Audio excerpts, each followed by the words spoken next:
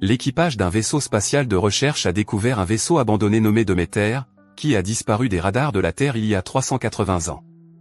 Après avoir perdu le contact avec la Terre, le Demeter a été porté disparu, mais après l'avoir trouvé à la dérive dans l'espace, le nouvel équipage décide d'enquêter sur les causes de l'échec de la mission.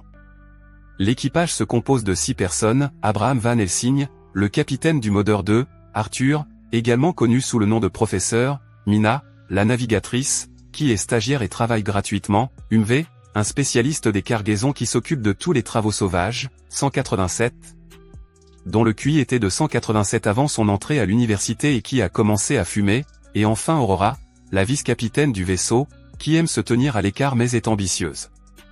Après être monté à bord du vaisseau spatial, il commence à l'explorer en se divisant en groupes. Le professeur, 187, le capitaine et Aurore trouvent une momie dans une des pièces. La momie est accrochée à un crucifix et ses mains sont attachées à la chaise sur laquelle 187 suggère que la momie s'est faite. Mina et le professeur les rejoignent bientôt et commencent à discuter de la manière de communiquer la nouvelle à l'équipage sur Terre. Aurora les arrête et leur dit qu'ils devraient essayer de découvrir ce qui est arrivé au vaisseau spatial avant d'essayer de le redémarrer et de le ramener à la maison. Elle leur suggère de le laisser sur place et de faire un rapport aux autorités. Mais les garçons se moquent d'elle et l'insultent. Le capitaine envoie 187 et Umve vérifier le vaisseau. 187 dit à Umve que dans un vaisseau spatial comme celui-ci, on avait l'habitude d'envoyer de la drogue, mais Umve le rejette en disant qu'il est lui aussi trop défoncé en ce moment. Il trouve bientôt une pièce remplie de cercueils. 187 pense immédiatement qu'ils sont remplis de drogue et décide d'en ouvrir un. Ce faisant, il se coupe le bras et la coupure est profonde. Il demande à Umve de l'aider à ouvrir les autres. Mina les trouve et leur dit de rendre hommage aux morts. Umve retourne auprès du capitaine et du professeur, tandis que 187 reste avec les cercueils. Le professeur et le reste de l'équipage tentent de démarrer le navire, ignorant la suggestion d'Aurora de le laisser sur place et de repartir. Bientôt, quelque chose arrive au navire, qui recommence à rugir, mais il ne semble pas savoir de quoi il s'agit. Tout l'équipage entend un cri et se rassemble pour découvrir de quoi il s'agit. Il trouve 187 dans la pièce, mais il est couché sur le dos, l'os du genou dépassant, il est en état de choc et essaie de leur dire ce qui s'est passé avant de s'évanouir. Le Umve le ramasse et l'allonge pour que le professeur l'examine. Le capitaine descend fumer une cigarette et Aurora le suit. Ils commencent à s'approcher l'un de l'autre, mais sont interrompus par Mina. Mina l'interroge sur ce dont il parlait et lui dit qu'ils doivent être informés si quelque chose ne va pas, mais Aurore lui répond qu'il n'y a rien de grave. Le capitaine revient et le professeur lui montre les marques de dents qu'il a trouvées sur le cou de 187. Alors qu'ils essaient de comprendre, 187 se réveille soudainement. Ses yeux sont rouges et il s'est transformé en vampire. Le capitaine tente de vaincre 187, mais ce dernier se retourne vers lui et le projette de l'autre côté. Aurora arrive juste à temps et prévient 187 qu'elle l'abattra s'il bouge. Il se tourne vers elle et lui dit ce qu'il pense d'elle depuis qu'il l'a vue et veut lui faire des choses. Elle essaie de lui tirer dessus, mais il ne bronche pas. Elle lâche son arme et court pour s'échapper. Elle trouve une pièce et la ferme derrière elle avant que le 187 ne puisse l'atteindre. Le Umve se rend à l'endroit où se trouve l'équipage et lui raconte ce qui s'est passé, mais il dit que le 187 était inconscient avant de partir. On lui dit qu'il suit Aurora pour la transformer en vampire.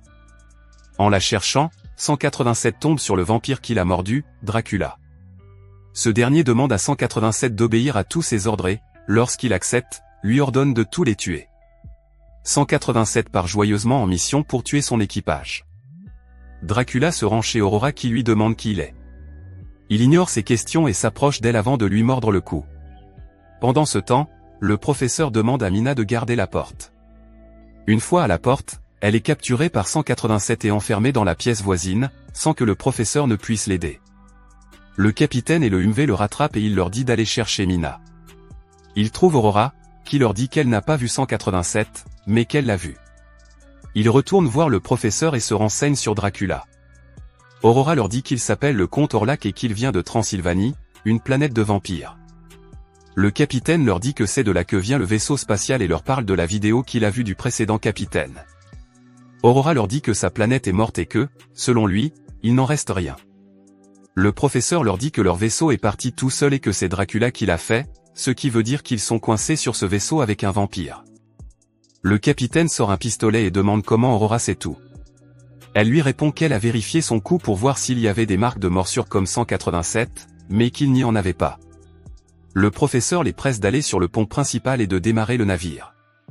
Le capitaine ordonne au UMV d'attacher Aurora. Le professeur et le capitaine se rendent sur le pont principal tandis que le UMV reste avec Aurora. Elle tente de le séduire en lui disant qu'il pourra la voir nue s'il l'attache et vérifie s'il y a des traces de morsure sur son corps, mais il refuse son offre. Aurora tente de se libérer en disant à UMV d'aller aux toilettes, mais il ne l'écoute pas. Sur le pont principal, le professeur apprend l'existence des vampires et demande ce que le capitaine veut savoir. Il découvre qu'il s'appelle Orlak, également connu sous le nom de Dracula. Ils trouvent le nom de Van Helsing, le capitaine, sur la liste et apprennent également qu'il est un tueur de vampires. Le professeur suppose que le nom pourrait être celui de son arrière-grand-père de longue date et que ce qui se passe pourrait être une vengeance, mais le capitaine le rassure en lui disant que ce n'est qu'une coïncidence. Pendant que le UMV garde Aurora, 187 commence à frapper à la porte du coffre-fort, les suppliant de le laisser entrer. Il leur dit comment il traite les Noirs et qu'il ne se soucie pas d'eux, mais qu'ils doivent se serrer les coudes. UMV ouvre la porte, ignorant Aurora qui l'avertit de ne pas ouvrir la porte. Une fois à l'intérieur, 187 jette UMV à travers la pièce et Aurora appelle le capitaine. Le capitaine quitte le professeur et l'enferme à l'intérieur. 187 monte dans le UMV et tente de lui mordre le cou, mais le capitaine arrive et l'en empêche.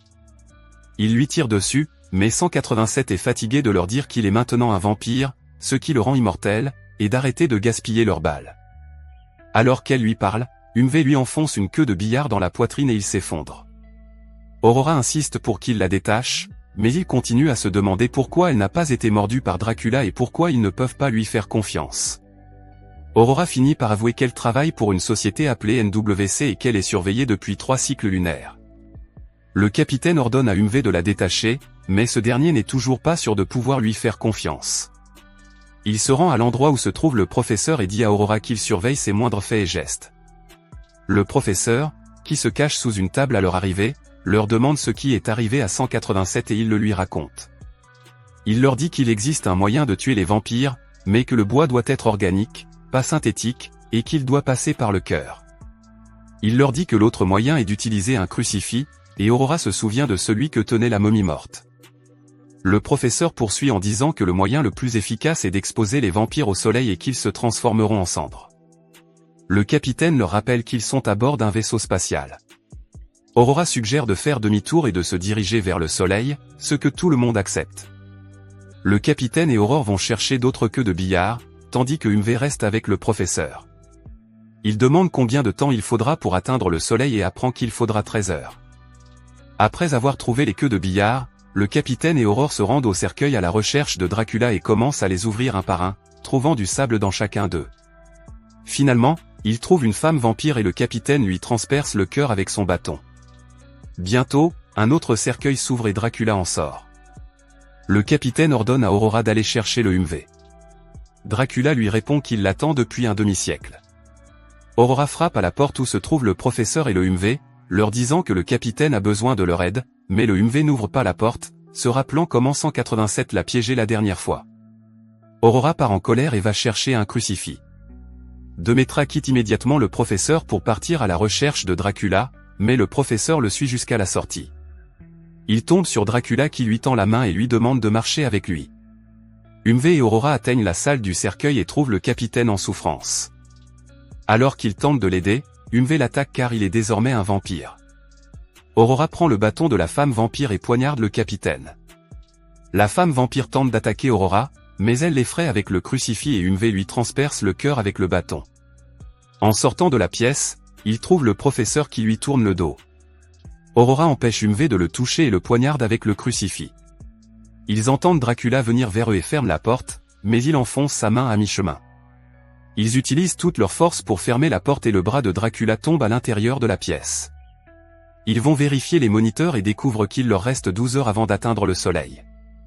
La mauvaise nouvelle est qu'ils ne rentreront pas chez eux, mais la bonne nouvelle est que Dracula ne rentrera pas non plus. La cassette enregistrée par le précédent capitaine est diffusée et l'homme déclare que son but est de sacrifier le Déméter et lui-même pour l'empêcher d'atteindre la Terre, et le vaisseau spatial explose dans un incendie.